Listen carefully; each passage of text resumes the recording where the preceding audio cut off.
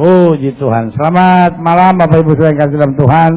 Senang berjumpa saudara malam hari ini. Haleluya, puji Tuhan untuk bagikan berkat dan firman Allah. Buka kitab kita sama-sama. Kita mau lihat 1 Timotius pasal 6 ayat 1 sampai ayat yang ke-10. Hari ini saya mau bicara tentang cukup. Sama-sama bilang sama saya, cukup. Doa Bapa kami mengajar kepada kita, berikan kepada kami pada hari ini makanan kami yang apa? Secukupnya. Tetapi Yohanes 10 ayat 10 bilang, aku datang untuk memberi domba-dombaku apa? Hidup, dan hidup berkelimpahan. Jadi sebetulnya hidup Kristen itu cukup atau kelimpahan? Karena seperti anggota DPR yang mau menolak atau menerima BBM saja. Saking ragunya ada fraksi yang bilang tidak menolak, tidak menerima, memahami. Iya, itu keahlian orang Indonesia memang. Cari jalan tengah dari semuanya, ya kan? Saudara yang kasih dalam Tuhan, dalam doa Bapa kami, kita berdoa, berikan kami pada hari ini makanan kami apa? Secukupnya. Tetapi dalam Yohanes 10 ayat 10 Yesus bilang, aku datang aku. Ini yang namanya nggak cukup tuh ini. Kadang kalau dia mati, dia nyala dan mati tergantung mau dia. Ini sebetulnya Mike Kristen bukan sini. Saya khawatir dia bukan Kristen nih. Belum dibaptis. Mengganggu ketentraman umat beragama jadi dia. Ya. Nah, saudara yang kasih dalam Tuhan, tapi dalam Yohanes 10 ayat 10 Yesus bilang, aku datang untuk memberi domba-dombaku hidup dan hidup apa? Berkelimpahan. Sekarang menurut saudara, jangan dipengaruhi oleh ekstrim manapun. Menurut saudara, sebetulnya kita akan hidup cukup atau berkelimpahan? Iya. Saya menjadi pendeta yang paling bodoh yang pernah ada di muka bumi. Itu pertanyaan itu buat apa ditanyakan? Semua pasti akan memilih berkelimpahan. Kenapa? Karena kita tidak mau hidup cukup. Betul? Iya kan? Betul? Iya kan? Jadi kita ganti. Mulai besok kalau saudara doa Bapa kami, ganti. Berikan kepada kami pada hari ini makanan kami yang berkelimpahan. Jadi sebetulnya Tuhan beri cukup atau berkelimpahan? Cukup. Kalau gitu Yohanes 10 ayat 10 kita ganti aja ayatnya. Aku datang untuk memberi domba-dombaku hidup dan hidup berkecukupan. Mungkin sudah menatap saya dan bilang, kalau gitu Alkitab bertentangan kali pendeta. Masa? Alkitab bertentangan nggak? Beda, oke. Jadi cukup apa berkelimpahan? Mau saya sih berkelimpahan pendeta. Tapi supaya saya kelihatan rohani, saya bilang aja cukup. Apapun yang saudara percaya, pada prinsipnya manusia hanya bisa menerima yang cukup. Betul? Itu sama seperti saudara ambil sebuah gelas. Kalau saudara ambil sebuah gelas, saudara isi air, sampai dia penuh, namanya apa? Jangan bawa-bawa soal penuh, kan kita lagi ngomong cukup. Saudara dua katanya udah bingung, apalagi saya tambahin yang ketiga, tambah stres lagi saudara, ya kan? Nah, jadi kalau saudara isi itu gelas, saudara isi air sampai penuh, dia cukup, bagus. Nah, tapi udah penuh gini, saudara isi lagi, apa yang terjadi? Yang terjadi di dalam gelas apa? Bertambah nggak? Enggak. Karena gelas cuma bisa menerima yang cukup. Nah, kalau dituang lagi, apa?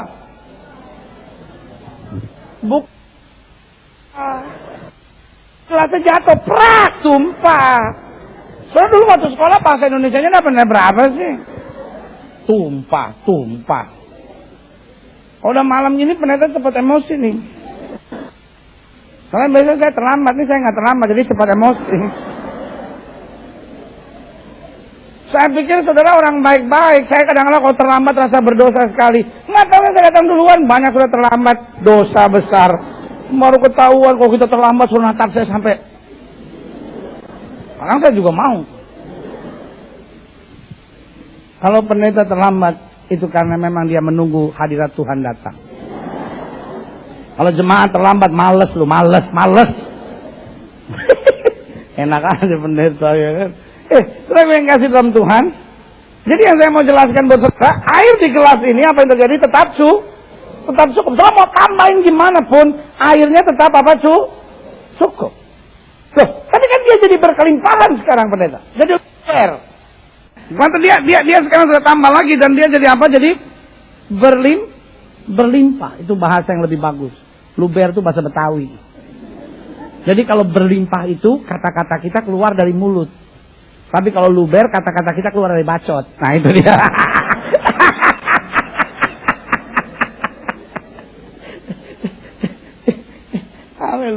Luber.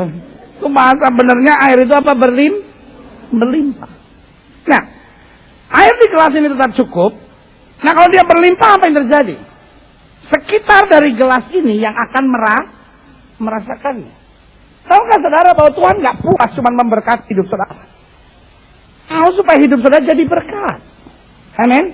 Tuhan gak puas cuma buat sesuatu yang terbaik buat hidup saudara. Tapi Tuhan mau supaya hidup saudara menjadi yang terbaik bagi orang lain. Ya kan? Bukan hanya Tuhan mau berikan kepada saudara sebagai suami untuk mendapat yang terbaik, tapi supaya suami jadi menjadi suami yang terbaik. Istri menatap saudara dan berkata, sayang, kalau bukan karena engkau sebagai suamiku, aku merasa hidup ini tak berarti. Tetapi engkau adalah suami segala-galanya buat aku. Sama saudara, apa? Suami suka geeran orangnya. Tuhan bukan hanya mau berikan kepada saudara sebagai istri untuk mendapat yang terbaik dari Tuhan. Tapi saudara, Tuhan ingin buat saudara sebagai istri yang terbaik. Amin.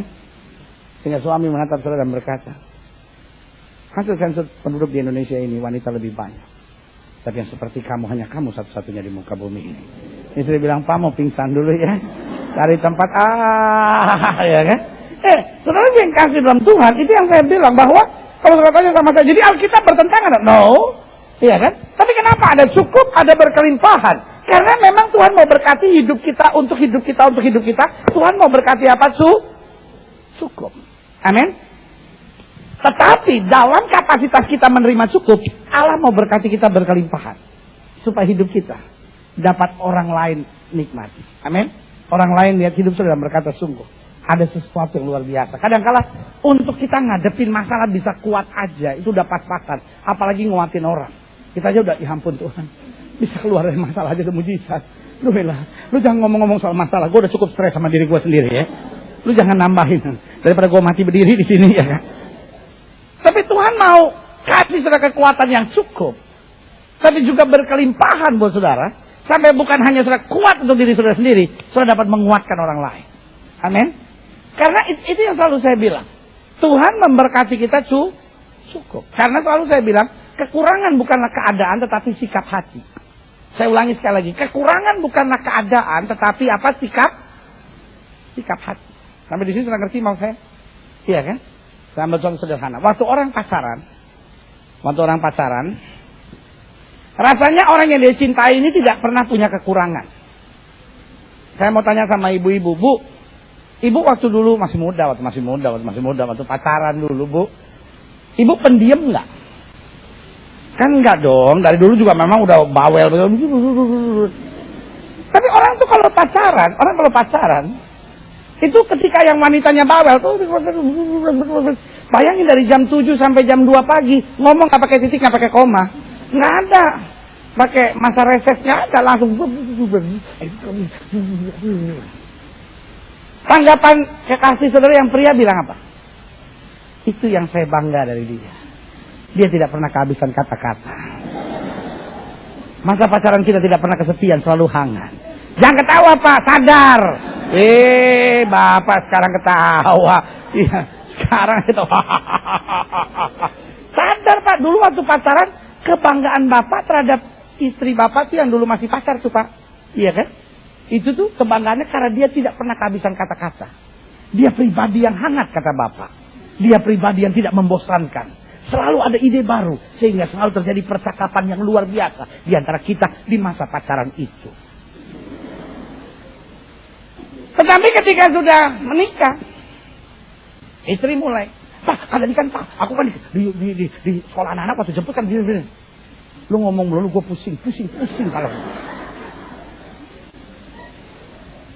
Lu kayak di mulut tuh ada pel gitu, nggak bisa diem. Yang ketawa Pak, bertobat Pak, bertobat. Ya. Persoalannya sekarang apa? Persoalannya sederhana. Bukan keadaannya yang berubah, tapi apa? Sikap hatinya yang berubah. Makanya selalu saya bilang, kekurangan itu bukanlah keadaan, tetapi sikap hati. Ibu-ibu jangan merasa aman dulu. Ada bagiannya. Biasanya jagoan menangnya kan belakangan, gitu Pak. Kita aturnya gitu, laki-laki duluan, habis itu kita yang menang. Ya, saudara yang kasih dalam Tuhan, wanita juga sama. Waktu pacaran, kalau saudara salah, terus kakak saudara bilang gini, diam apa kamu? Saudara sedih, tapi dalam hati saudara, itu yang saya bangga dari wibawanya luar biasa. Dia pria yang betul-betul bisa menuntun wanita. Saya itu kalau nggak dapat pria yang berwibawa seperti itu, aduh, kayaknya hidup ini sia-sia. Tapi coba udah kawin, anak udah 6, ya kan? Kawin udah 16 tahun, salah ngomong tuh suami gini, diam. Kamu begitu sekarang Pak, kasar Pak. Kenapa? Karena saya udah melahirkan 6 orang anak buat kamu. Dan sekarang buat kamu saya udah tua, udah jelek, udah keriput, udah gak bisa bahagia kamu. Jahat kamu panjangan.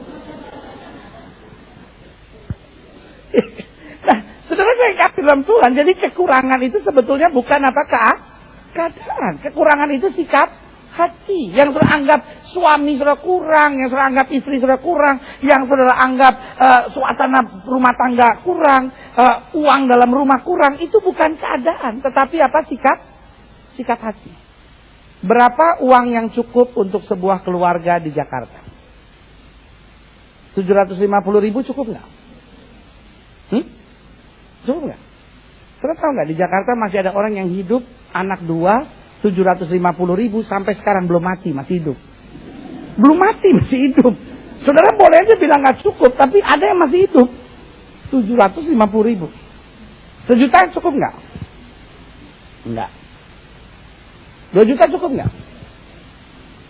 Kalau saudara udah setuju, saudara diam. Yang belum tetap ngomong. 3 juta cukup nggak? 4 juta cukup nggak? Nggak, saya cuma pengen tahu yang materai yang mana aja gitu ya kan. Sebenarnya sederhana aja dalam hidup saya. Ya kan? 5 juta cukup nggak? Udah nggak ada yang berani ngomong ya kan? 10 juta cukup nggak? Saudara, cukup itu sebetulnya nggak pernah bisa kita bilang cukup.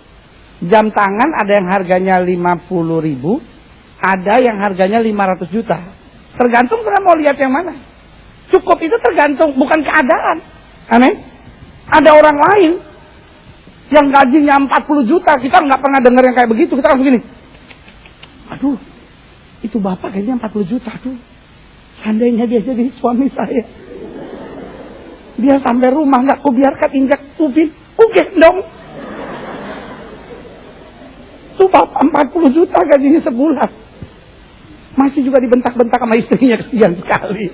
Ya. Masih juga istrinya bilang, lu pikir kalau belum mau 40 juta, terus berarti rumah ini udah bisa buat semuanya. Masih banyak kekurangan, Pak. Uang sekolah anak, BBM naik, cabai keriting, tomat tewe, semua naik, Pak. Salon aja naik, ngecat rambut sekarang naik. Sampai suaminya bilang, lu cat pakai ICI dulu sana, ah. Jadi kekurangan bukan keadaan, tetapi apa? Sikap hati. Lihat kiri kanan saudara, tanya sama dia, matre nggak lu? Tanya aja, nggak apa-apa kan, sesama orang matre harus saling terbuka satu sama lainnya. Enak juga kalau nggak telat ya. Itu khotbah bisa panjang-panjang. Kau khotbah panjang enak, pendeta, aku yang duduk dengerin yang nggak enak. Salah, saudara, enak duduk, kita jalan-jalan di sini sampai keringetan begini. 1 Timotius pasal 6 ayat 1. Semua orang yang menanggung beban perbudakan, Paulus bilang kepada Timotius, anak rohaninya, hendaklah menganggap Tuhan mereka layak mendapat segala penghormatan. Jadi, kamu jangan bersungut, kamu jangan merasa seperti kayak kurang terus. Coba kamu belajar merasa cukup. Dan buat Tuhanmu itu menerima segala penghormatan, agar nama Allah dan ajaran kita apa? Jangan dihujat orang. Ayat yang kedua. Jika Tuhan mereka seorang percaya, janganlah ia kurang disegani karena bersaudara dalam Kristus. Melainkan hendaklah ia dilayani mereka dengan lebih baik lagi, karena Tuhan yang menerima berkat pelayanan mereka ialah apa? Saudara yang percaya dan yang kekasih. Ajarkanlah dan nasihatkanlah semuanya ini. Jika seorang mengajarkan ajaran lain dan tidak menurut perkataan sehat, yakni perkataan Tuhan kita Yesus Kristus, dan tidak menurut ajaran yang sesuai dengan ibadah kita, ia adalah seorang yang belaga tahu. Lihat kiri kanan saudara, tanya, kamu sok tahu? Ia adalah seorang yang belaga tahu, padahal tidak tahu apa-apa. Dunia ini ada banyak orang sok tahu. Penyakitnya ialah mencari-cari soal. Saya senang istilah ini. Bersilat kata, coba itu. Kata disilat-silat. Yang menyebabkan apa? Dengki, sidra, fitnah, curiga, percekcokan antara orang-orang yang tidak lagi berpikiran sehat, dan yang kehilangan kebenaran, yang mengira ibadah itu adalah suatu sumber keuntungan. Memang dikatakan apa? Ibadah itu kalau disertai rasa cukup, dikatakan apa? Memberi keuntungan yang besar. Alkitab bilang ibadah kalau disertai dengan apa? Rasa cukup akan memberikan apa? Keuntungan yang besar. Dengan lain kata, ada banyak orang beribadah tapi nggak dapat hasil apa-apa. Dia beribadah, tapi dia bingung sendiri. Kok saya datang beribadah, kok saya nggak terima mujizat? Orang lain bersaksi kankernya disembuhkan, miumnya hilang, lalu tumornya hilang. Kok saya panu aja nggak sembuh-sembuh? Nah, kalau kita mulai bingung, kenapa kok saya ibadah kok sepertinya nggak ada breakthrough, nggak ada sebuah terobosan, nggak ada sesuatu yang baik. Orang lain bercerita bagaimana setelah masuk dalam ibadah, akhirnya rumah tangganya dipulihkan, kebiasaan-kebiasaan buruknya mulai diangkat, sifat-sifat karakternya mulai berubah, mujizat demi mujizat mulai terjadi, pekerjaannya mulai tambah maju, berkat-berkat secara ekonomi mulai semakin luar biasa. Sementara saya bilang, saya masuk keluar gereja, tetapi terus tetap stres. Saya nggak lihat something good.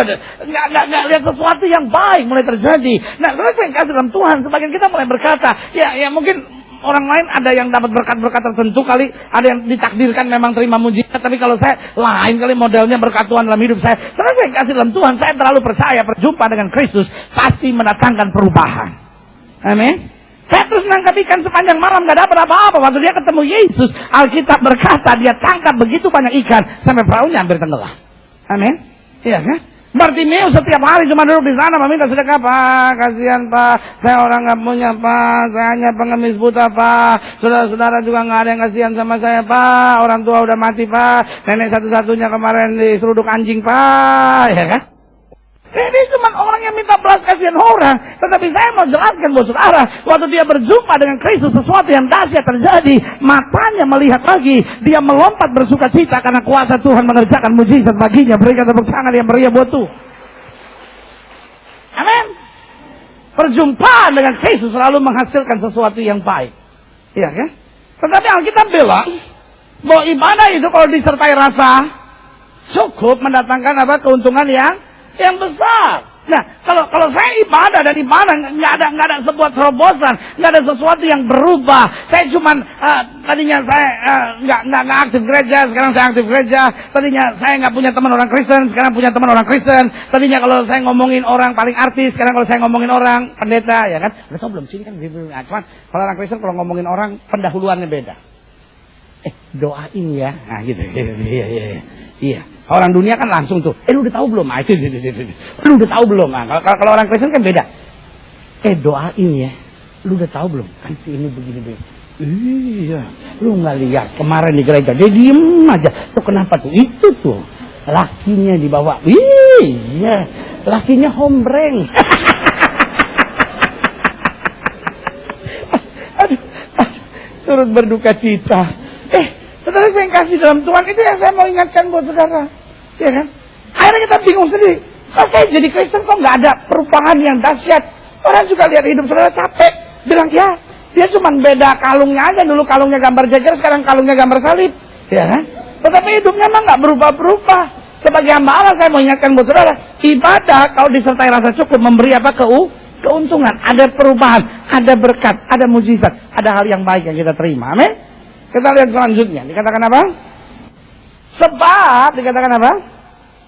Kita tidak membawa suatu apa ke dalam dunia, dan kita pun tidak membawa apa-apa keluar.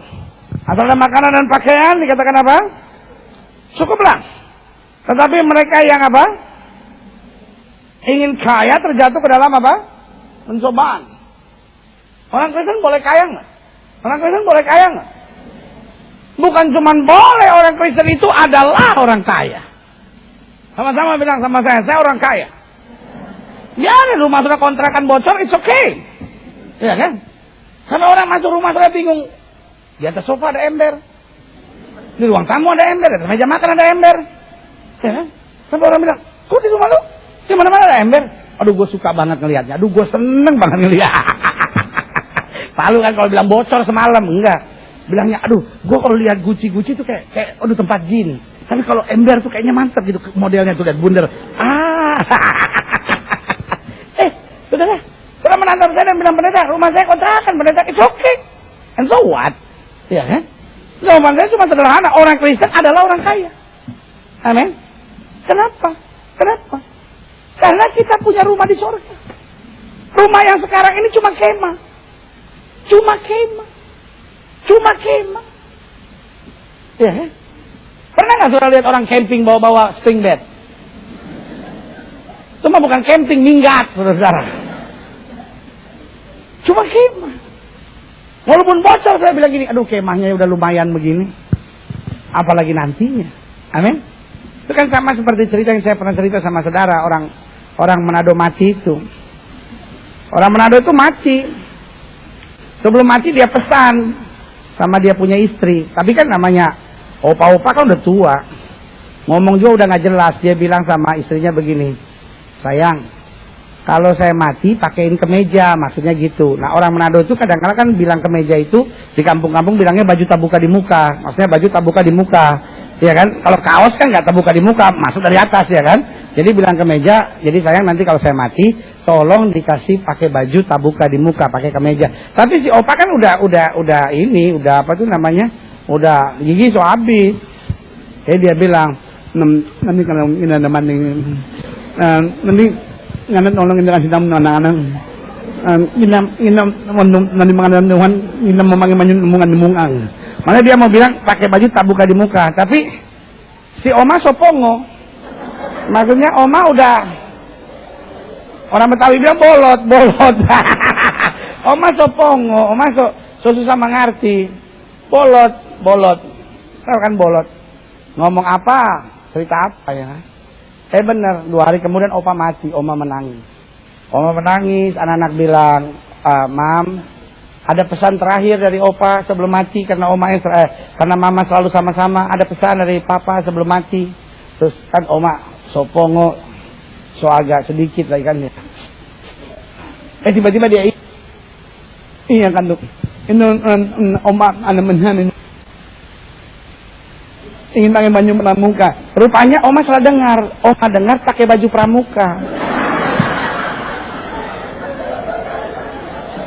Jadi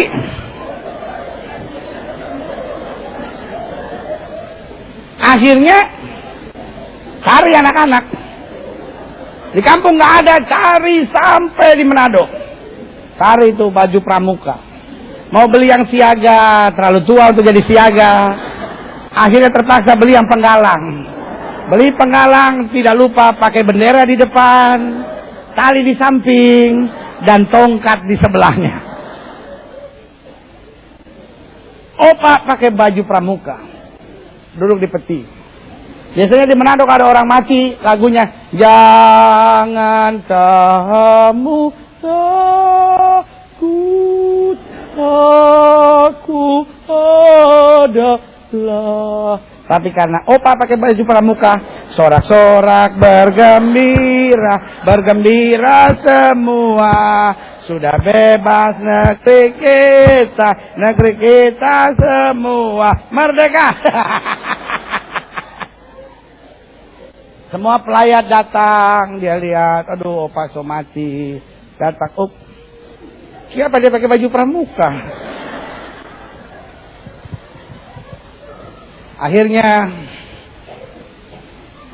Pendeta Vence panggil ke depan. Orang Manado kan gitu, harus ada nama cece-nya, ya kan, Hence, Vence, ya kan. Pendeta Vence maju ke depan. Oh, pendeta penuh dengan urapan Roh Kudus maju. Pada siapa opa pakai baju pramuka?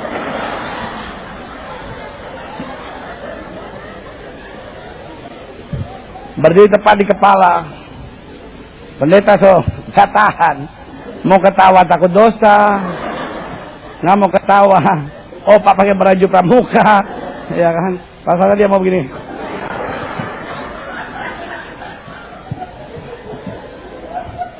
Akhirnya pendeta mulai ngomong.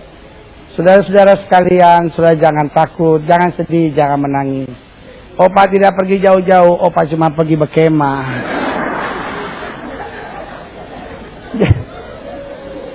Aduh, makanya saudara kalau mau pesan terakhir yang jelas. Kalau enggak baju tabuka di muka tinggal jadi pakai baju pramuka. Saudara, Paulus bilang hidup kita ini apa? Sementara.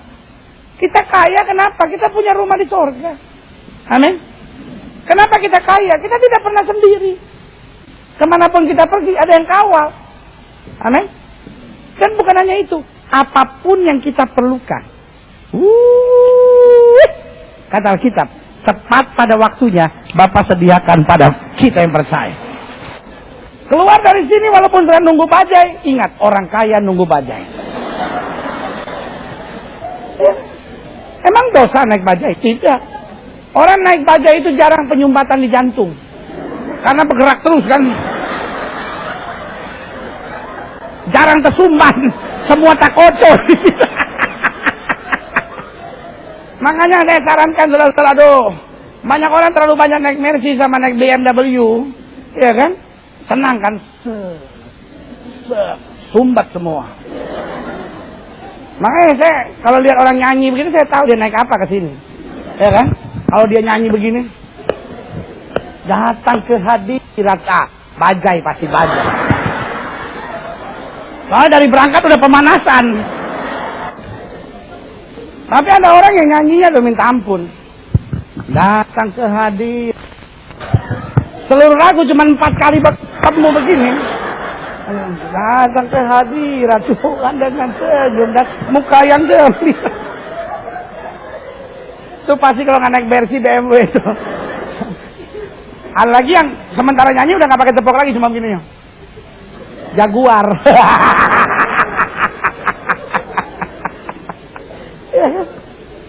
Saudara, pulang dari sini ingat, kita orang kaya.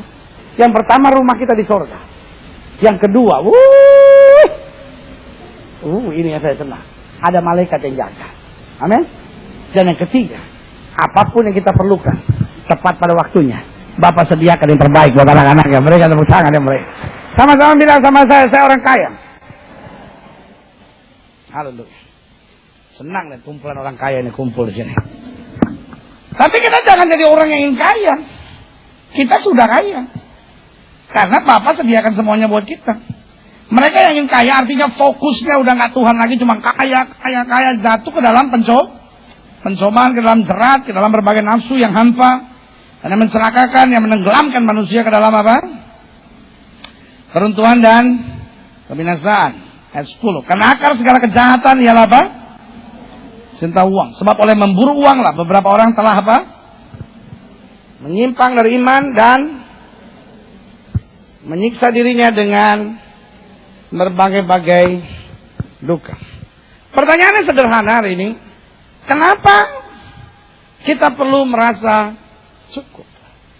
Mungkin saudara menatap saya dan berkata, loh pendeta, bukankah kalau kita merasa cukup, akhirnya kita jangan-jangan bisa nggak punya iman dong? Kalangan-kalangan kita ini kan percaya iman. Tapi selalu saya bilang, iman bukan berarti membawa kita pada dunia mimpi. Amin. Selalu saya bilang iman itu kita tekun hari ini, tetapi kita mengimani untuk perkara yang baik hari esok. Amin.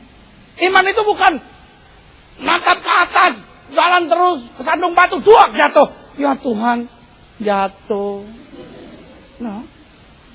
Kita harus belajar merasa cukup. Amin. Nah, kenapa kita perlu merasa cukup? Ada beberapa hal yang saya mau bagi buat saudara. Yang pertama, coba saudara lihat Amsal 25 ayat 16. Kalau engkau mendapat madu, dikatakan apa? Makanlah secukupnya. Jangan sampai engkau terlalu kenyang, dengan itu lalu apa? Memuntahkannya. Berarti yang pertama saya pelajari, seorang perlu merasa cukup agar tidak menyia-nyiakan kemurahan Allah. Alkitab bilang, kalau kamu menemukan madu, kamu mendapatkan madu, kamu makan aja secukupnya. Karena kalau tidak, akhirnya kamu akan memuntahkannya. Nah, hidup Kristen diajarkan kepada kita sederhana. Kita mulai belajar cukup. Karena kalau kita belajar merasa cukup, kita akan makin cinta sama Tuhan. Amin. Tetapi kalau kita mulai nggak bisa merasa cukup, akhirnya kita mulai merasa bahwa Tuhan saya itu nggak baik. Kenapa Tuhan kasih suami yang kayak begitu? Kasar. Loh, padahal istri seperti saudara memang perlu suami yang kasar. Kalau suami sudah nggak kasar begitu, sudah jajah seenaknya. Suami udah kasar aja sudah bikin sampai stres. Sampai suami kalau berdiri di lantai atas dia bilang gini, lompat jangan. Lompat jangan. Jangan ketawa bu, sadar. Suami udah rambutnya sampai rontok satu-satu, stres dia sama ibu. Sudah mungkin menantang saya bilang, suami cuma baru rambut rontok. Saya gigi udah mulai rontok pendeta. Banyak makan coklat tuh sih. Saudara yang kasih dalam Tuhan itu yang saya mau bilang. Orang kalau tidak bisa merasa cukup, akhirnya tidak akan bisa dekat sama Tuhan. Kenapa? Karena yang timbul dalam hatinya, kenapa Tuhan berikan istri seperti dia? Kenapa Tuhan berikan suami seperti dia?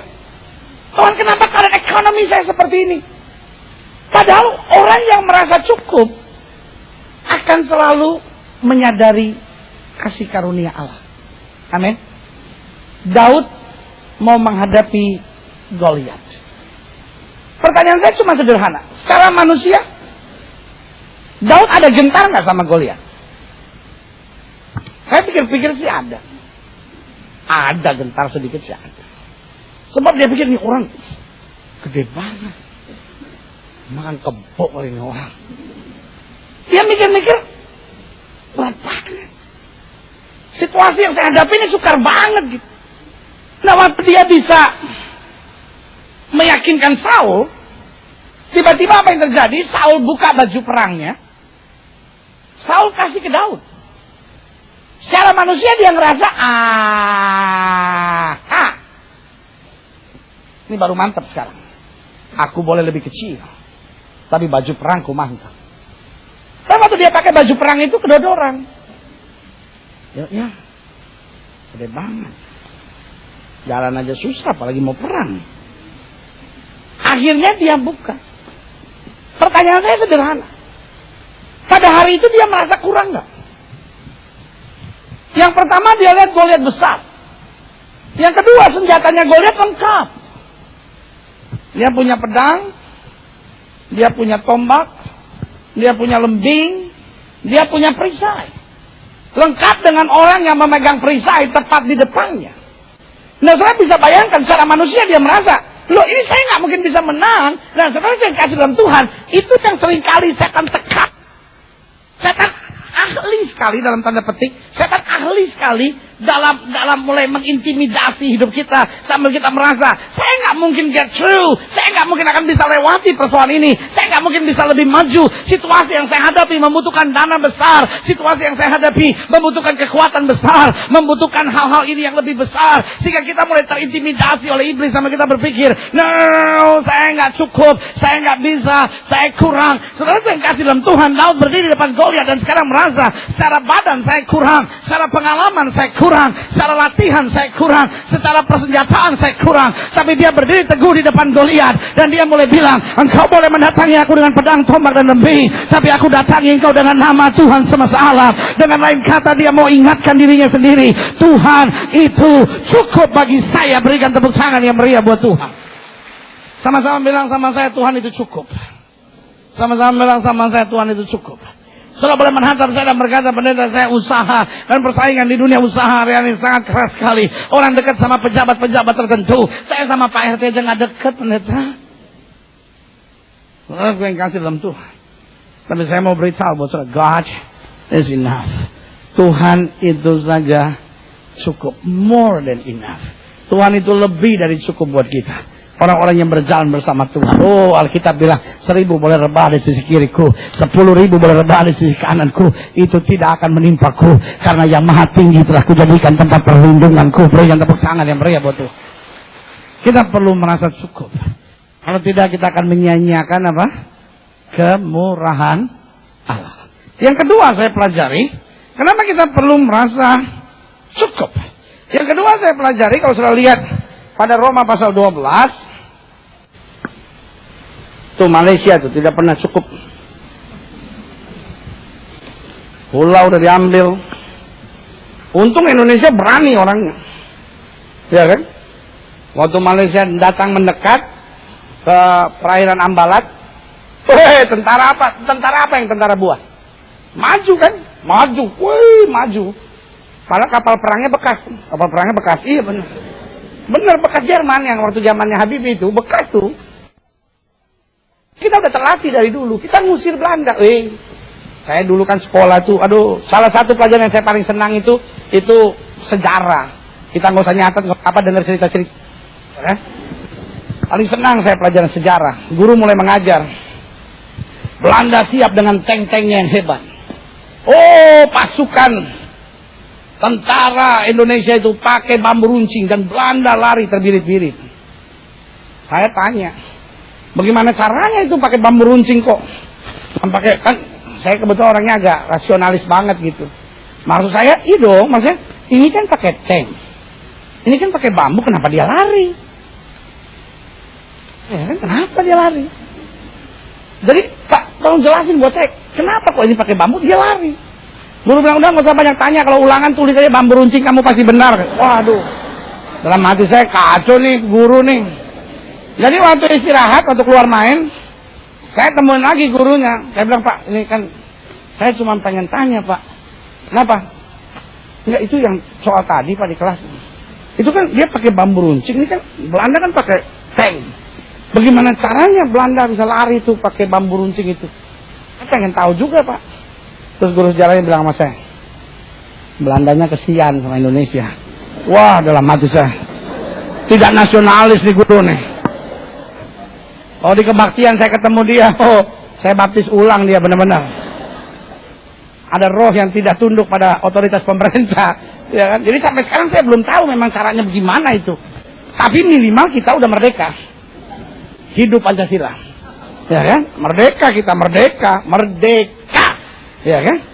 Saudara, kita tuh kan berani tuh, ya kan? Maju, hidup Kristen juga gitu. Jangan karena saya cuma punya bambu runcing, mungkin dia pakai firman. Roh yang ada dalamku lebih besar dari roh yang ada. Ini saya juga kadang-kadang kurang ide. Coba orang Manado suruh kirim situ, kasih jangan taruh kapal perang, taruh babi-babi aja di situ. Stres Malaysia udah ngibrit langsung. Taruh babi sama anjing situ. Selesai. Bikin tinoor di situ. Aduh. Ayat 3. Asalkan kasih karunia yang dianugerahkan kepadaku, aku berkata kepada setiap orang di antara kamu, apa?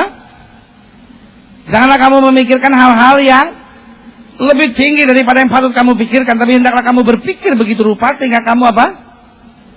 Menguasai diri menurut apa? Ukuran iman yang dikaruniakan Allah kepada kamu apa? Masing-masing.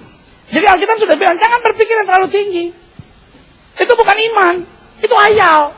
Makanya yang kedua saya pelajari, seorang perlu merasa cukup agar tidak hidup dalam dunia hayal. Salah satu yang bikin Hawa jatuh, itu kan intimidasi iblis soal tidak merasa cukup.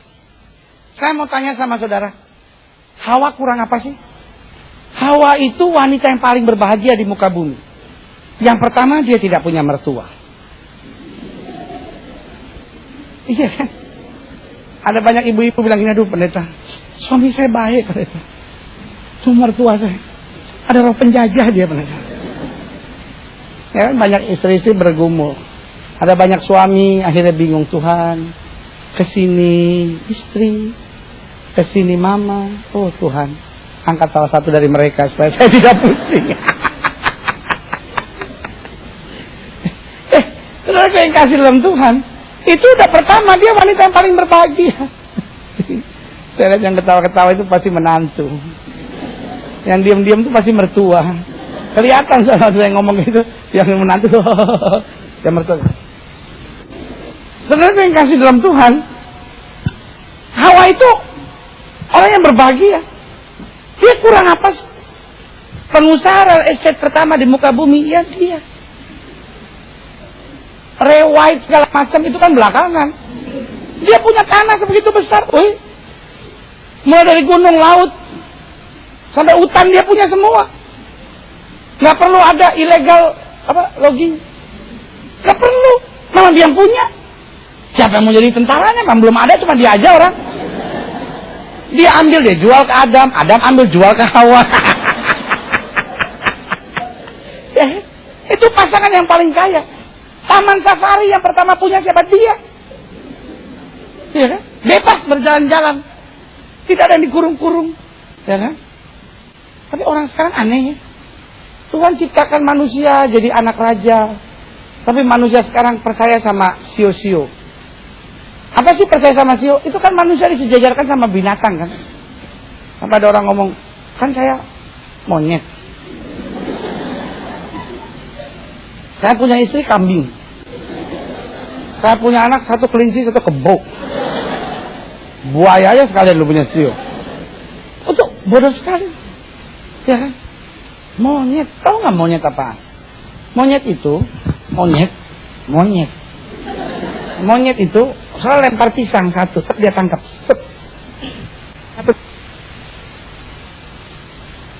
Nah, kalau udah kasih satu, habis makan kenyang dia udah nggak mau lagi. Monyet enggak, lempar satu, dia tangkap. Ya kan? Lempar satu, dia tangkap lagi. Lempar lagi, tangkap pakai kaki, lempar lagi, satu lagi, gitu kan?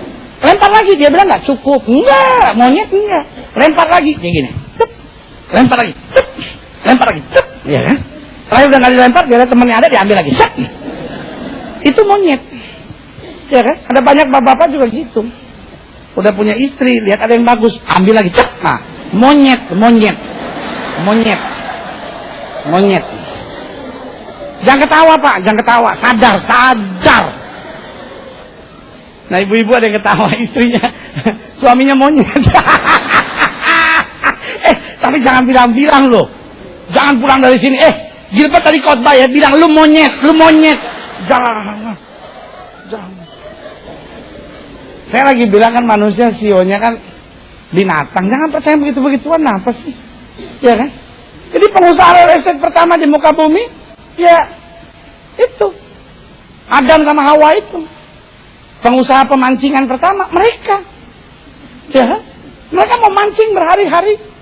Mulai dari Laut Banda sampai Laut Arafuru sampai Zimbabwe sana boleh dia mancing. Ya. Coba kurang apa mereka? Datang setan. Dia bilang hau. Hawa maksudnya kan, hau. Lu lihat buah itu, mantap sekali.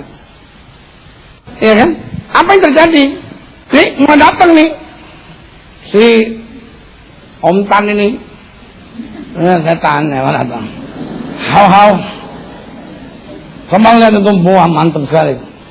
Ada apa udah? Tuhan bilang nggak boleh, raba juga nggak boleh. Hei, jangan salah. Kalau kamu makan, kamu akan jadi seperti Allah. Sebetulnya yang iblis main dengan apa? Daya hayal kan? Betul? Mau intimidasi Hawa ini supaya bermain dengan apa daya hayalnya. Loh, dia it's enough. Faktanya dia udah cukup, dia nggak kekurangan apa-apa kok. Ya kan? Tetapi kan saya udah bilang intimidasi iblis salah satunya membuat saudara merasa suami saya kurang. Tapi duda sebelah rumah lebih mantap. Ya kan? Istri bapak kurang pak. Pakai daster, ya kan? Roll rambut, yang tengah warna-warni, yang samping kiri kanan warna-warni, tengah kabel telepon. Karena suami-suami ribut aja istrinya pakai daster. Emang mau pakai apa sih? Kalau mau istri saudara di rumah pakai stocking, terus sasak rambut tinggi, pakai hat tinggi, tidur begitu, malaikatnya kaget, ya hilang. Salah alamat nih tante. Soalnya bukan daster istri bapak yang keliru pak. Your heart. Hati bapak persoalannya itu. Ya kan? Bapak juga kalau perempuan pakai daster juga pak. La ilaha illallah. Kalau daster istri bapak enak buat bapak, cuman malu aja bapak pakai daster keluar. Tapi pikir, apa kabar?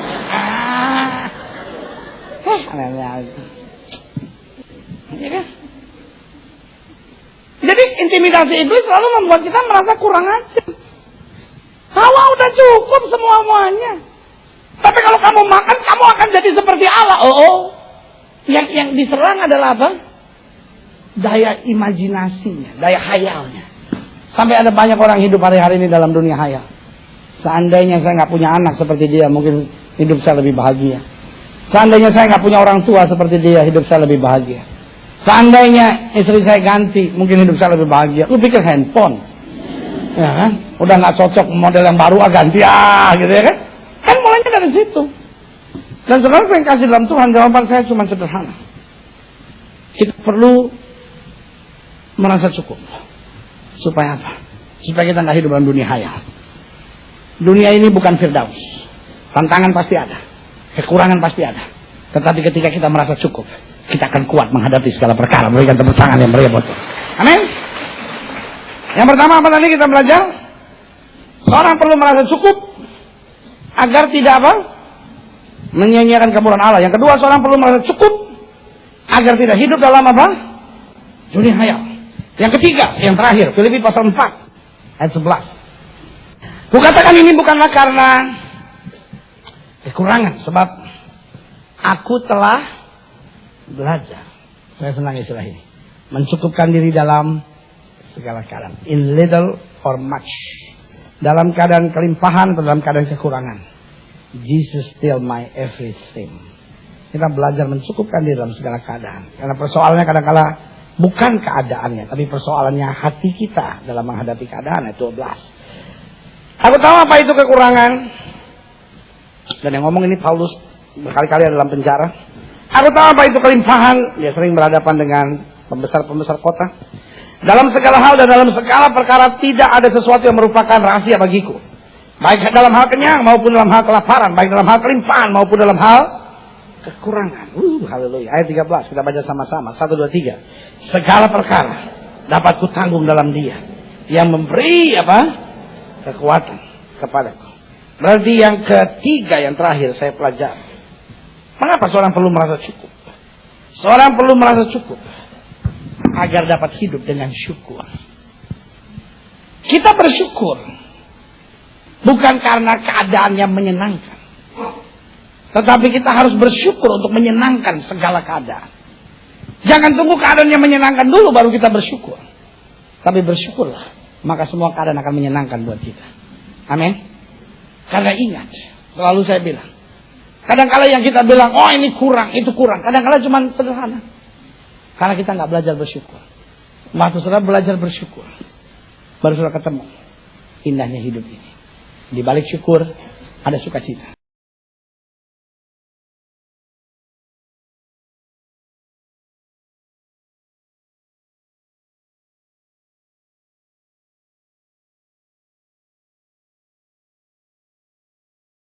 Jika seorang mengajarkan ajaran lain dan tidak menurut perkataan sehat, yakni perkataan Tuhan kita Yesus Kristus, dan tidak menurut ajaran yang sesuai dengan ibadah kita, ia adalah seorang yang belaga tahu. Lihat kiri kanan saudara, tanya, kamu sok tahu?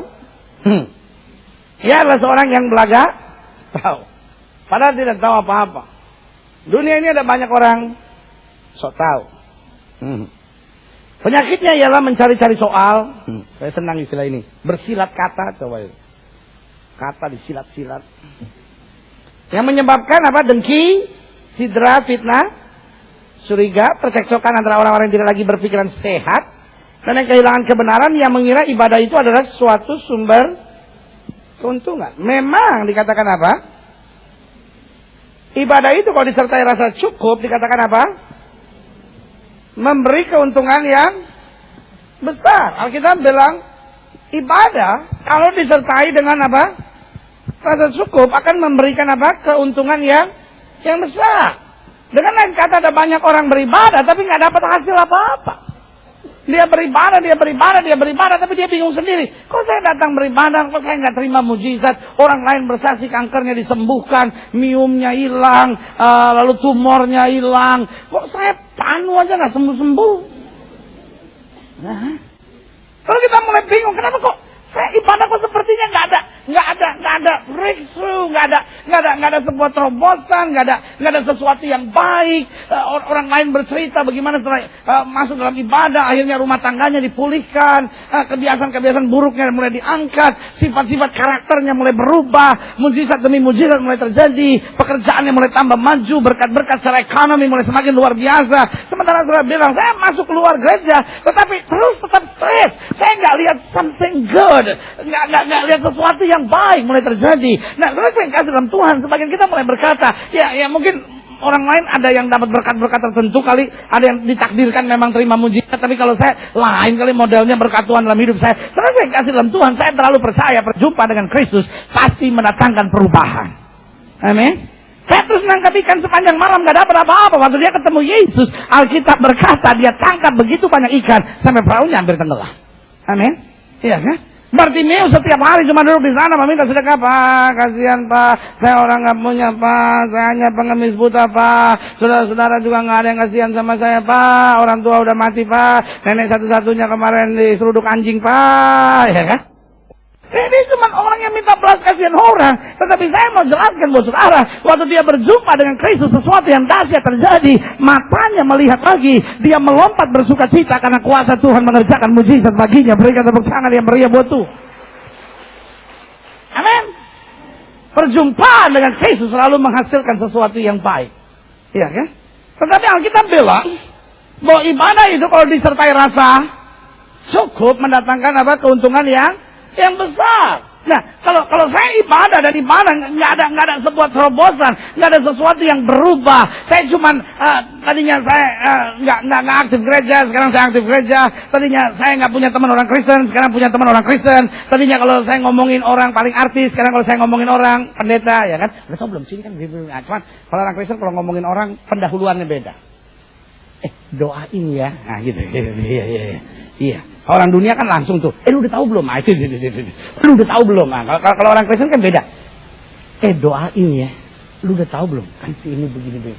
Iya, lu nggak lihat kemarin di gereja dia diem aja. Tuh kenapa tuh? Itu tuh lakinya dibawa. Iya, lakinya hombreng. Aduh, turut berduka cita. Saudara saya kasih dalam Tuhan, itu yang saya mau ingatkan buat saudara. Ya kan? Akhirnya kita bingung sendiri. Kok saya jadi Kristen kok nggak ada perubahan yang dahsyat? Orang juga lihat hidup saudara capek. Bilang ya, dia cuma beda kalungnya aja. Dulu kalungnya gambar jajar, sekarang kalungnya gambar salib. Ya kan? Tetapi hidupnya emang nggak berubah-berubah. Sebagai hamba Allah saya mau ingatkan buat saudara. Ibadah kalau disertai rasa cukup memberi apa? Keuntungan. Ada perubahan, ada berkat, ada mujizat. Ada hal yang baik yang kita terima. Amin. Kita lihat selanjutnya. Dikatakan apa? Sebab dikatakan apa? Kita tidak membawa sesuatu apa ke dalam dunia dan kita pun tidak membawa apa-apa keluar. Asal ada makanan dan pakaian, dikatakan apa? Cukuplah. Tetapi mereka yang apa? Ingin kaya terjatuh ke dalam apa? Pencobaan. Orang Kristen boleh kaya nggak? Orang Kristen boleh kaya nggak? Bukan cuma boleh, orang Kristen itu adalah orang kaya. Sama-sama bilang sama saya orang kaya. Ya, rumah sudah kontrakan bocor, it's okay. Ya kan? Karena orang masuk rumah saya bingung. Di atas sofa ada ember. Di ruang tamu ada ember, di meja makan ada ember. Ya kan? Sampai orang bilang, kok di rumah lu? Di mana-mana ada ember. Aduh, gue suka banget ngelihatnya. Aduh, gue seneng banget ngelihat. Palu kan kalau bilang bocor semalam, enggak. Bilangnya, aduh, gue kalau lihat guci-guci tuh kayak, aduh tempat jin. Tapi kalau ember tuh kayaknya mantap gitu modelnya tuh, lihat bundar. Saudara, sudah menantang saya dan bilang, pendeta, rumah saya kontrakan, pendeta, it's okay. And so what? Ya kan? Jawaban saya cuma sederhana, orang Kristen adalah orang kaya. Amin. Kenapa? Kenapa? Karena kita punya rumah di surga. Rumah yang sekarang ini cuma kemah. Cuma kemah. Cuma kemah. Ya kan? Pernah nggak saudara lihat orang camping bawa-bawa spring bed? Itu mah bukan camping, minggat, saudara. Cuma kemah. Walaupun bocor, saya bilang gini, aduh kemahnya udah lumayan begini.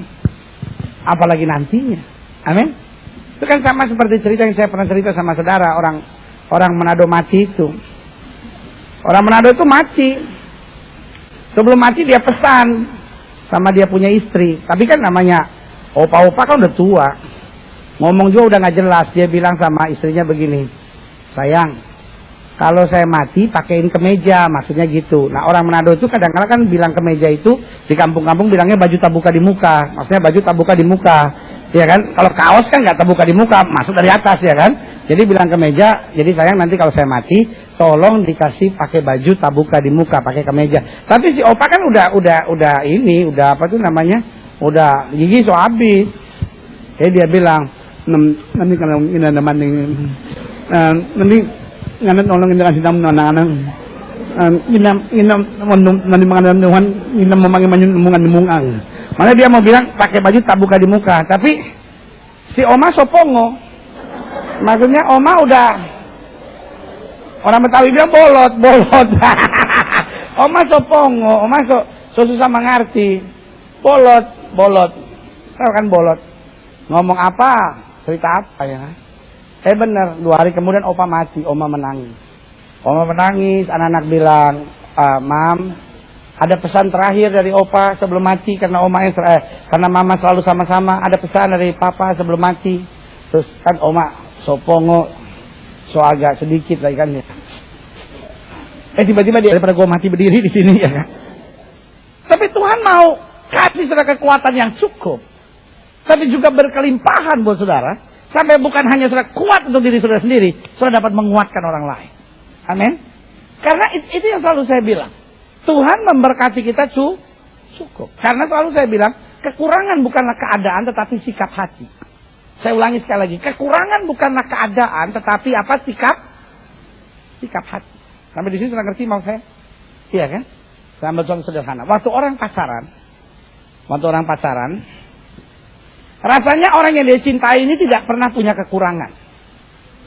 Saya mau tanya sama ibu-ibu, Bu, ibu waktu dulu waktu pacaran dulu, Bu, ibu pendiam nggak? Kan nggak dong, dari dulu juga memang udah bawel. Tapi orang kalau pacaran, itu ketika yang wanitanya bawel tuh, bayangin dari jam 7 sampai jam 2 pagi, ngomong nggak pakai titik, nggak pakai koma. Nggak ada, pakai masa reses nggak ada, langsung. Tanggapan kekasih saudara yang pria bilang apa? Itu yang saya bangga dari dia. Dia tidak pernah kehabisan kata-kata. Masa pacaran kita tidak pernah kesepian, selalu hangat. Jangan ketawa Pak, sadar. Bapak sekarang ketawa. Iya, sekarang ketawa. Sadar Pak, dulu waktu pacaran, kebanggaan Bapak terhadap istri bapak tuh yang dulu masih pacar tuh Pak. Iya kan? Itu tuh kebanggaannya karena dia tidak pernah kehabisan kata-kata. Dia pribadi yang hangat kata bapak. Dia pribadi yang tidak membosankan. Selalu ada ide baru. Sehingga selalu terjadi percakapan yang luar biasa di antara kita di masa pacaran itu. Tetapi ketika sudah menikah, istri mulai, Pak, tadi kan Pak, aku kan di sekolah anak-anak waktu jemput kan gini.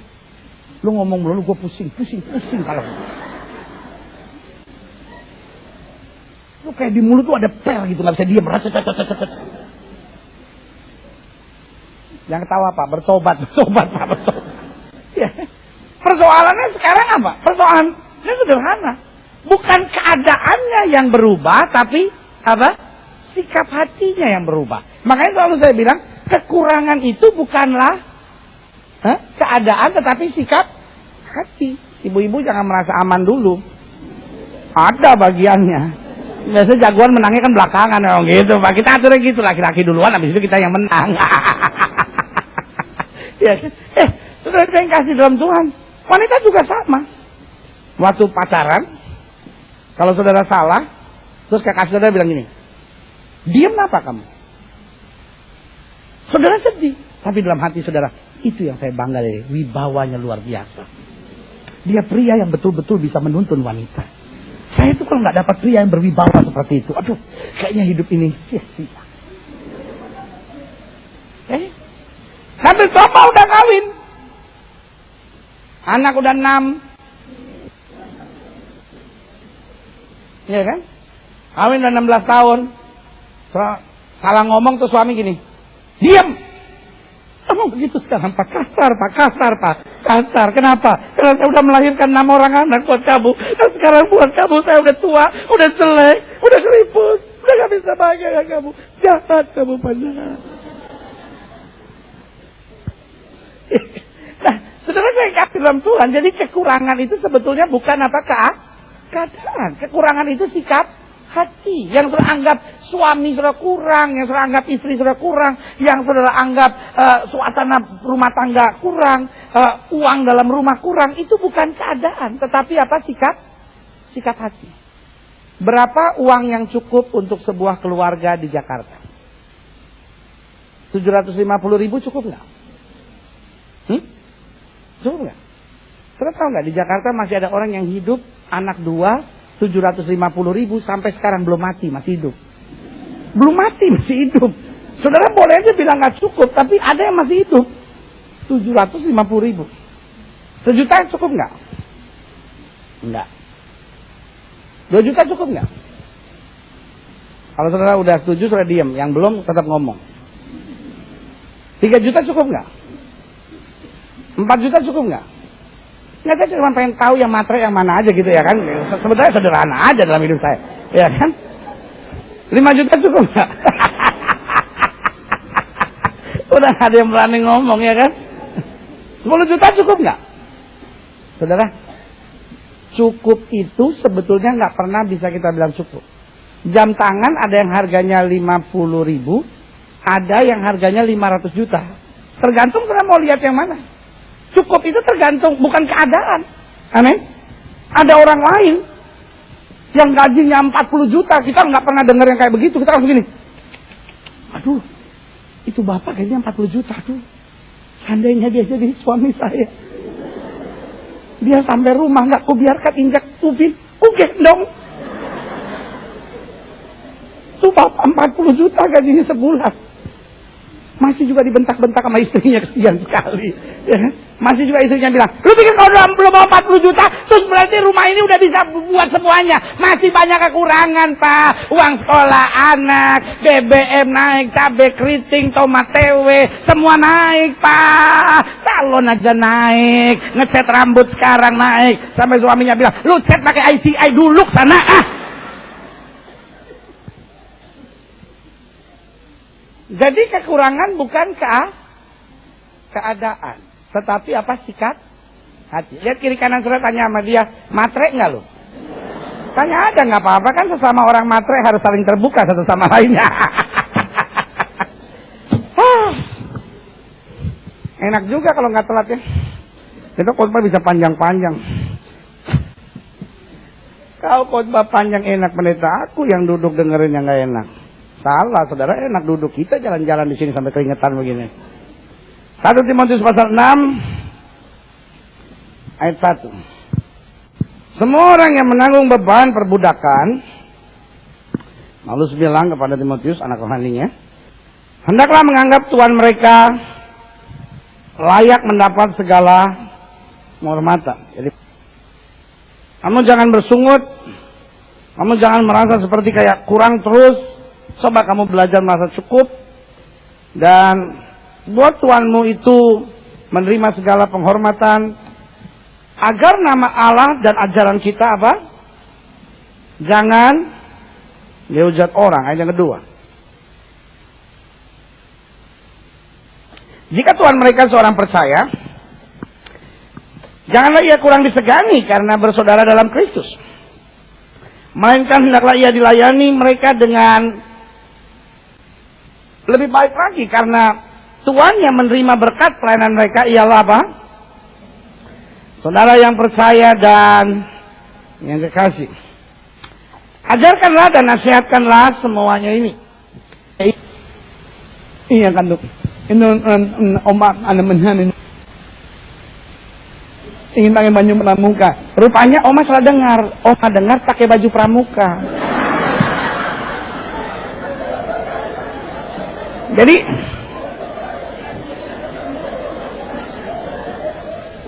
akhirnya cari anak-anak.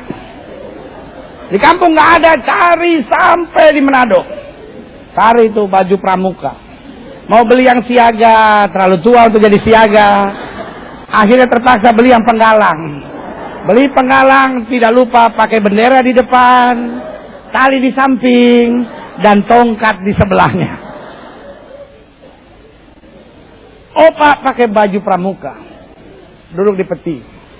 Biasanya di Manado kalau ada orang mati, lagunya jangan kamu takut, aku adalah. Tapi karena Opa pakai baju pramuka, sorak-sorak bergembira, bergembira semua. Sudah bebas negeri kita semua merdeka. Semua pelayat datang, dia lihat, aduh Opa so mati. Datang, siapa dia pakai baju pramuka? Akhirnya pendeta Vence panggil ke depan. Orang Manado kan gitu, harus ada nama cece-nya, ya kan, Hence, Vence, ya kan. Pendeta Vence maju ke depan. Oh, pendeta penuh dengan urapan Roh Kudus maju. Pas lihat, siapa Opa pakai baju pramuka?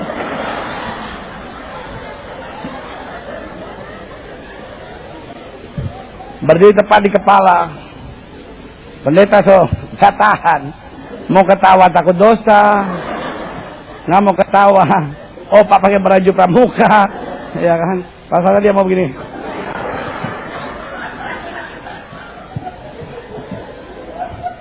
Akhirnya pendeta mulai ngomong, saudara-saudara sekalian, saudara jangan takut, jangan sedih, jangan menangis. Opa tidak pergi jauh-jauh, Opa cuma pergi berkemah. Aduh, makanya saudara kalau mau pesan terakhir yang jelas. Kalau enggak baju tabuka di muka tinggal jadi pakai baju pramuka. Saudara, Paulus bilang hidup kita ini apa? Sementara. Kita kaya kenapa? Kita punya rumah di surga. Amin. Kenapa kita kaya? Kita tidak pernah sendiri. Kemanapun kita pergi ada yang kawal. Amin. Dan bukan hanya itu, apapun yang kita perlukan. Kata Alkitab, tepat pada waktunya Bapa sediakan pada kita yang percaya. Keluar dari sini walaupun sedang nunggu bajai, ingat orang kaya nunggu bajai. Emang dosa naik bajai? Tidak. Orang naik bajai itu jarang penyumbatan di jantung, karena bergerak terus kan. Jarang tersumbat, semua tak kocor. Makanya saya sarankan saudara-saudara, Banyak orang terlalu banyak naik Mercy sama naik BMW, ya kan? Senang kan? Sumbat semua. Makanya saya kalau lihat orang nyanyi begini, saya tahu dia naik apa ke sini, ya kan? Kalau dia nyanyi begini, datang ke hadirat bajai, pasti bajai. Soalnya dari berangkat udah pemanasan. Tapi ada orang yang nyanyinya tuh minta ampun. Datang ke hadirat. Seluruh lagu cuma 4 kali ketemu begini. Datang ke hadirat Tuhan dengan senyum dan muka yang gembira. Itu pasti kalau nggak naik Mercy BMW itu. Ada lagi yang sementara nyanyi udah nggak pakai tepuk lagi, cuma begini. Jaguar.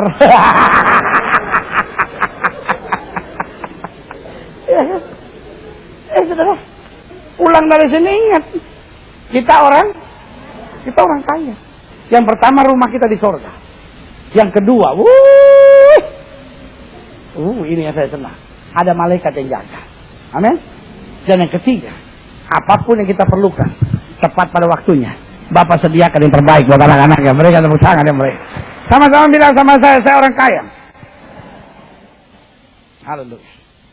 Senang nih kumpulan orang kaya ini kumpul di sini.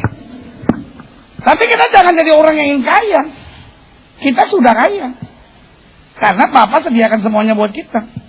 Mereka yang ingin kaya artinya fokusnya udah nggak Tuhan lagi, cuma kaya, jatuh ke dalam pencobaan, ke dalam jerat, ke dalam berbagai nafsu yang hampa, dan yang mencelakakan, yang menenggelamkan manusia ke dalam apa? Keruntuhan dan kebinasaan. Ayat 10. Karena akar segala kejahatan ialah apa? Cinta uang. Sebab oleh memburu uang lah beberapa orang telah apa? Menyimpang dari iman dan menyiksa dirinya dengan berbagai-bagai duka. Pertanyaannya sederhana hari ini. Kenapa kita perlu merasa cukup? Mungkin saudara menatap saya dan berkata, loh pendeta, bukankah kalau kita merasa cukup, akhirnya kita jangan-jangan bisa nggak punya iman dong? Kalangan-kalangan kita ini kan percaya iman. Tapi selalu saya bilang, iman bukan berarti membawa kita pada dunia mimpi. Amin. Selalu saya bilang, iman itu kita tekun hari ini, tetapi kita mengimani untuk perkara yang baik hari esok. Amin. Iman itu bukan natap ke atas, jalan terus, kesandung batu, duak jatuh. Ya Tuhan, jatuh. No. Kita harus belajar merasa cukup. Amin. Nah, kenapa kita perlu merasa cukup? Ada beberapa hal yang saya mau bagi buat saudara. Yang pertama, coba saudara lihat Amsal 25 ayat 16. Kalau engkau mendapat madu, dikatakan apa? Makanlah secukupnya. Jangan sampai engkau terlalu kenyang, dengan itu lalu apa? Memuntahkannya. Berarti yang pertama saya pelajari, seorang perlu merasa cukup agar tidak menyia-nyiakan kemurahan Allah. Alkitab bilang, kalau kamu menemukan madu, kamu mendapatkan madu, kamu makan aja secukupnya. Karena kalau tidak, akhirnya kamu akan memuntahkannya. Nah, hidup Kristen diajarkan kepada kita sederhana, kita mulai belajar cukup. Karena kalau kita belajar merasa cukup, kita akan makin cinta sama Tuhan. Amin. Tetapi kalau kita mulai nggak bisa merasa cukup, akhirnya kita mulai merasa bahwa Tuhan saya itu nggak baik. Kenapa Tuhan kasih suami yang kayak begitu? Kasar.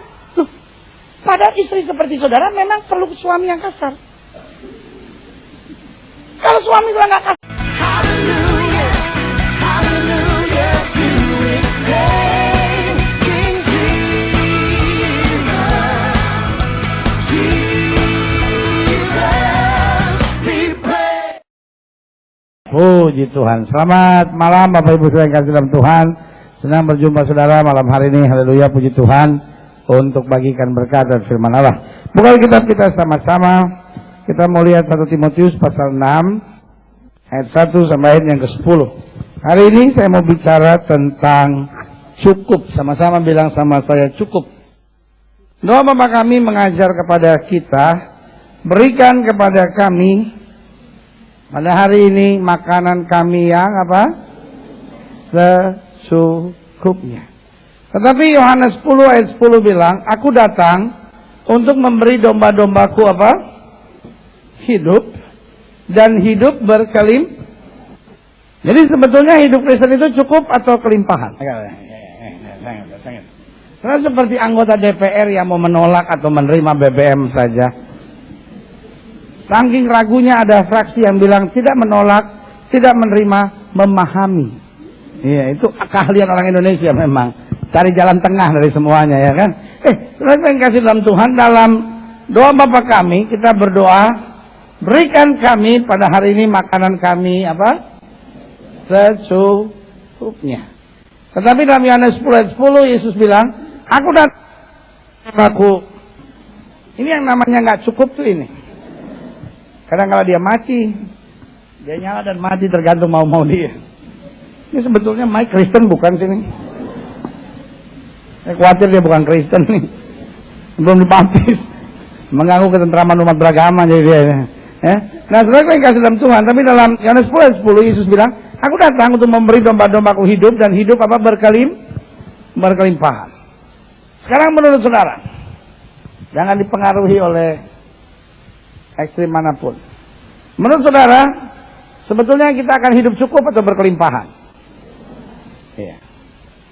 Saya menjadi pendeta yang paling bodoh yang pernah ada di muka bumi. Itu pertanyaan itu buat apa ditanyakan? Semua pasti akan memilih berkelimpahan. Kenapa? Karena kita tidak mau hidup cukup. Betul? Iya kan? Betul? Iya kan? Jadi kita ganti. Mulai besok kalau sudah doa Bapa kami, ganti. Berikan kepada kami pada hari ini makanan kami yang berkelimpahan. Jadi sebetulnya Tuhan beri cukup atau berkelimpahan? Cukup. Kalau gitu Yohanes 10 ayat 10 kita ganti aja ayatnya. Aku datang untuk memberi domba-dombaku hidup dan hidup berkecukupan. Mungkin sudah menatap saya dan bilang, kalau gitu Alkitab bertentangan kali pendeta. Masa? Alkitab bertentangan nggak? Beda, oke. Jadi cukup apa berkelimpahan? Mau saya sih berkelimpahan pendeta. Tapi supaya saya kelihatan rohani, saya bilang aja cukup. Apapun yang saudara percaya, pada prinsipnya manusia hanya bisa menerima yang cukup. Betul? Itu sama seperti saudara ambil sebuah gelas. Kalau saudara ambil sebuah gelas, saudara isi air, sampai dia penuh, namanya apa? Jangan bawa soal penuh, kan kita lagi ngomong cukup.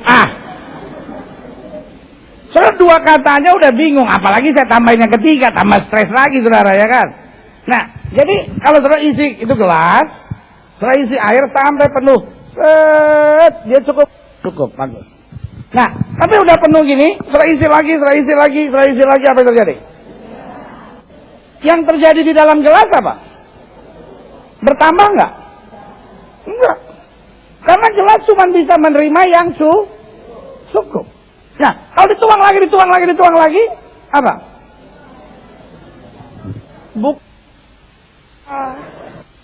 Gelasnya jatuh, prak, tumpah. Soalnya dulu waktu sekolah bahasa Indonesianya dapat berapa sih? Tumpah. Kalau udah malam gini pendeta cepat emosi nih. Soalnya biasanya saya terlambat, nih saya nggak terlambat, jadi cepat emosi. Saya pikir saudara orang baik-baik. Saya kadang-kadang kalau terlambat rasa berdosa sekali. Nggak tahu saya datang duluan, banyak sudah terlambat, dosa besar. Baru ketahuan kalau kita terlambat suruh natap saya sampai. Sekarang saya juga mau. Kalau pendeta terlambat itu karena memang dia menunggu hadirat Tuhan datang. Kalau jemaat terlambat males. Enak aja pendeta ya kan. Saudara yang kasih dalam Tuhan. Jadi yang saya mau jelaskan buat saudara, air di gelas ini apa yang terjadi tetap cukup. Saudara mau tambahin gimana pun, airnya tetap apa cukup. Loh, tapi kan dia jadi berkelimpahan sekarang pendeta. Jadi fair. Maka dia sekarang sudah tambah lagi dan dia jadi apa? Jadi berlimpah. Itu bahasa yang lebih bagus. Luber itu bahasa Betawi. Jadi kalau berlimpah itu kata-kata kita keluar dari mulut. Tapi kalau luber, kata-kata kita keluar dari bacot. Nah itu dia.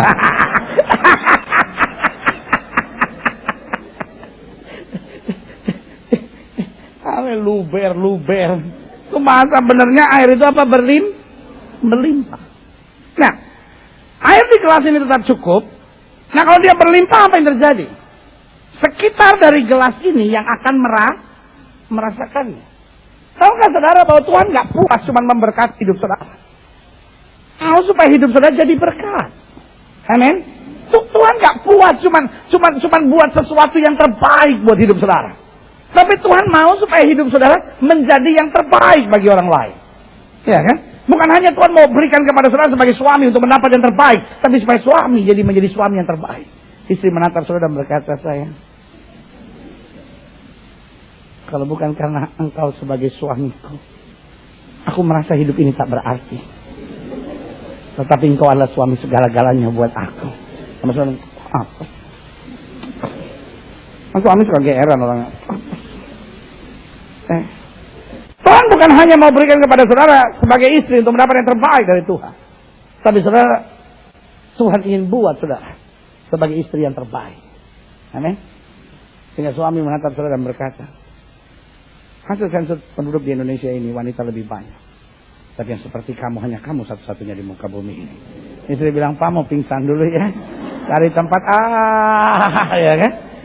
Saudara yang kasih dalam Tuhan, itu yang saya bilang bahwa kalau saudara tanya sama saya, jadi Alkitab bertentangan? No. Iya kan? Tapi kenapa ada cukup, ada berkelimpahan? Karena memang Tuhan mau berkati hidup kita, untuk hidup kita. Tuhan mau berkati apa? Cukup.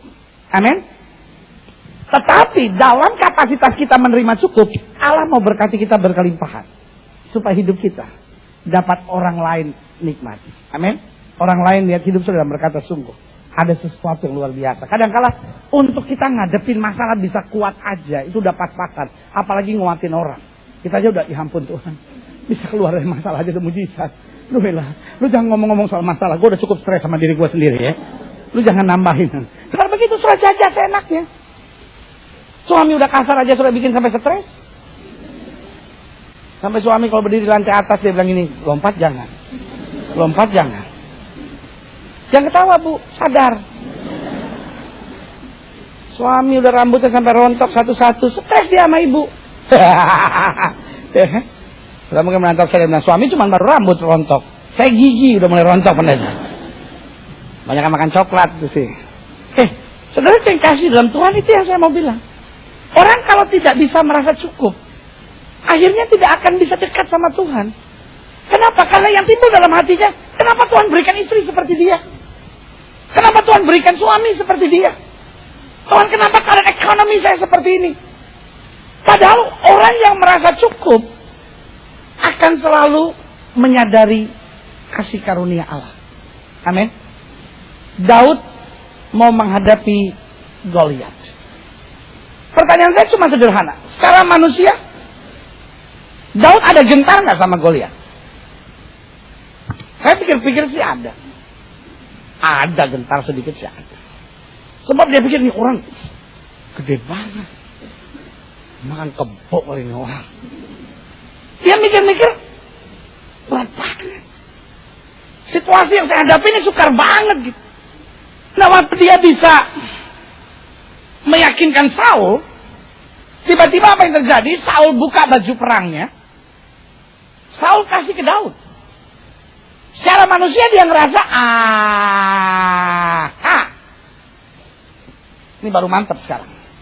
Aku boleh lebih kecil, tapi baju perangku mantap. Tapi waktu dia pakai baju perang itu kedodoran. Ya, gede banget. Jalan aja susah, apalagi mau perang. Akhirnya dia buka. Pertanyaan saya sederhana. Pada hari itu dia merasa kurang nggak? Yang pertama dia lihat Goliat besar.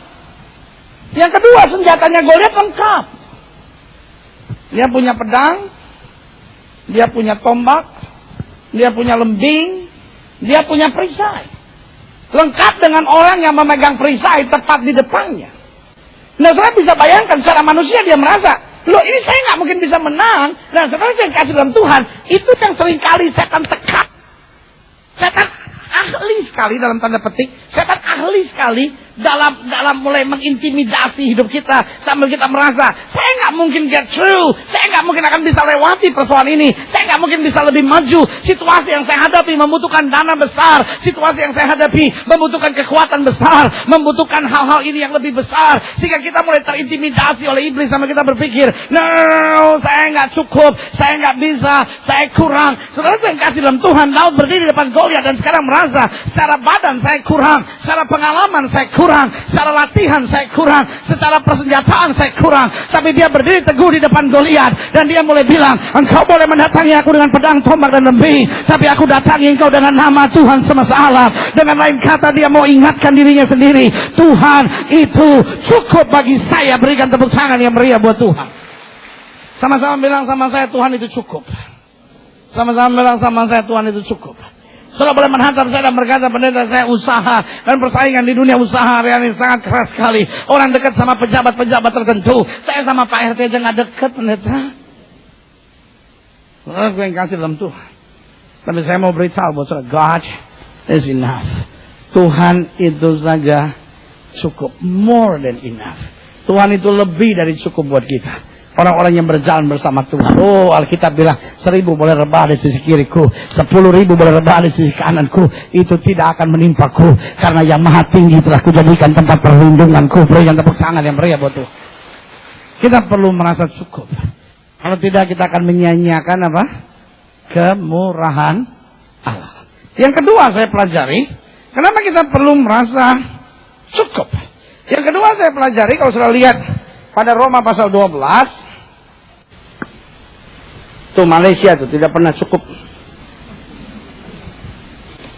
Pulau udah diambil. Untung Indonesia berani orangnya. Ya kan? Waktu Malaysia datang mendekat ke perairan Ambalat, tentara apa? Tentara apa yang tentara buat? Maju kan? Maju. Maju. Padahal kapal perangnya bekas. Kapal perangnya bekas. Iya benar. Benar, bekas Jerman yang waktu zamannya Habibie itu, bekas tuh. Kita udah terlatih dari dulu, kita ngusir Belanda. Saya dulu kan sekolah tuh, salah satu pelajaran yang saya paling senang itu sejarah. Kita nggak usah nyatet, nggak apa dengar cerita-cerita. Paling senang saya pelajaran sejarah. Guru mulai mengajar. Belanda siap dengan tank-tanknya yang hebat. Oh, pasukan tentara Indonesia itu pakai bambu runcing dan Belanda lari terbirit-birit. Saya tanya, bagaimana caranya itu pakai bambu runcing kok? Kan saya kebetulan orangnya agak rasionalis banget gitu. Maksud saya, iya dong, maksudnya ini kan pakai tank, ini kan pakai bambu, kenapa dia lari? Ya kan, kenapa dia lari? Jadi Pak, tolong jelasin buat saya, kenapa kok ini pakai bambu dia lari? Guru bilang, udah nggak usah banyak tanya, kalau ulangan tulis aja bambu runcing kamu pasti benar. Waduh, dalam hati saya kacau nih guru nih. Jadi waktu istirahat, waktu keluar main, saya temuin lagi gurunya. Saya bilang, Pak, ini kan saya cuma pengen tanya Pak, kenapa? Enggak, itu yang soal tadi Pak di kelas. Itu kan dia pakai bambu runcing, ini kan Belanda kan pakai tank. Bagaimana caranya Belanda bisa lari itu pakai bambu runcing itu? Saya pengen tahu juga Pak. Terus guru sejarahnya bilang sama saya, Belandanya kesian sama Indonesia. Wah, dalam hati saya, tidak nasionalis nih guru nih. Oh, di kebaktian saya ketemu dia, saya baptis ulang dia benar-benar. Ada roh yang tidak tunduk pada otoritas pemerintah, ya kan? Jadi sampai sekarang saya belum tahu memang caranya bagaimana itu. Tapi minimal kita udah merdeka. Hidup Pancasila. Ya kan? Merdeka kita, merdeka. Ya kan? Saudara, kita tuh kan berani tuh, ya kan? Maju, hidup Kristen juga gitu. Jangan karena saya cuma punya bambu runcing, mungkin dia pakai firman. Roh yang ada dalamku lebih besar dari roh yang ada. Ini saya juga kadang-kadang kurang ide. Coba orang Manado suruh kirim situ, kasih jangan taruh kapal perang, taruh babi-babi aja di situ. Stres Malaysia udah ngibrit langsung. Taruh babi sama anjing situ. Selesai. Bikin tinoor di situ. Aduh. Ayat 3. Asalkan kasih karunia yang dianugerahkan kepadaku, aku berkata kepada setiap orang di antara kamu, apa?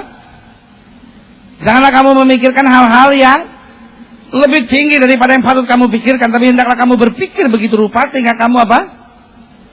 Menguasai diri menurut apa? Ukuran iman yang dikaruniakan Allah kepada kamu apa? Masing-masing.